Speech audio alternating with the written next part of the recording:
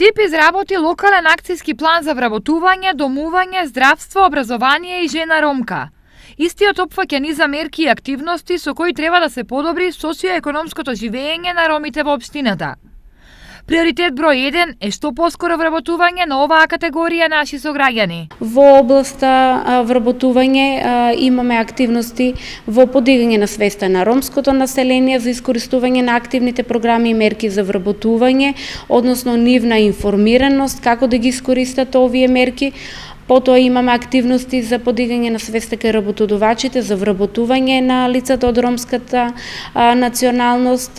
Предвидовме обуки за меки вештини, обуки за побарувани занимање на пазарот на трудот. Но за да се најде работа, потребен е соодветен степен на стручна подготовка и образование. Во областа образование имаме продолжување на проектот инклузија на деца роми во предучилишното образование, стипендирање на студенти, односно средношколци од ромска националност, стипендирање на ученици од основно образование од ромска националност, потоа дополнителна туторска настава за оние деца од ромска националност кои што имаат проблеми со одредени предмети. Штип е една од 12 општини во државата кои со помош на грантови и донации изработија и ќе ја имплементираат оваа стратегија.